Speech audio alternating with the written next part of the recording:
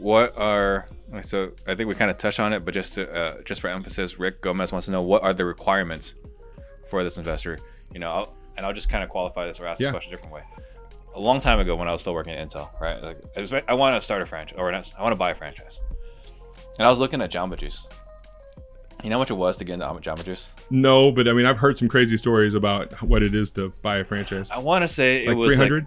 It was 150,000, like liquid, which isn't the end of the world now. Right. It was as an employee, as a W-2 person, but also you had to have like 50 successful businesses.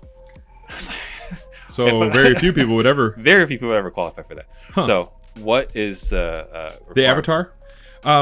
You do not have to have a real estate license to do what I do. Could it help in certain cases? I guess so. If your goal is to maybe list or rehab and then sell your houses. The avatar is someone that has empathy. You asked, how do I disqualify people? I think that was the question. Just because someone buys a training course doesn't inherently make them a good person.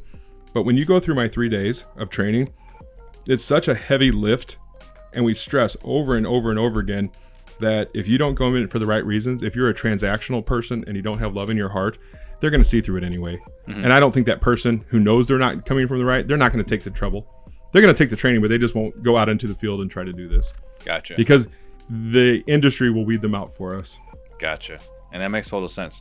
The person that would refer it still has to trust them. Yep. It doesn't even matter if they bought Philip's course. No.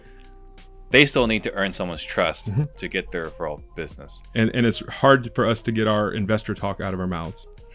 Let's just use the best example I can. Let's talk about the juxtaposition between the proprietor of a senior living community and a social worker. Mm-hmm. That's 2 of the 10, right? That I'll teach you. The proprietor, he's the most like us. He or she's the most like us. He owns a multifamily, a very expensive multifamily.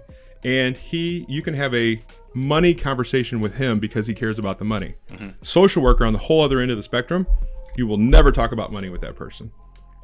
No. Care, and more care. That's not the reason why they're in the business. Not for $12 an hour, it's not. Mm-hmm. So my point is in between there is all the people, but you can't have one elevator pitch for him and one for this person over here.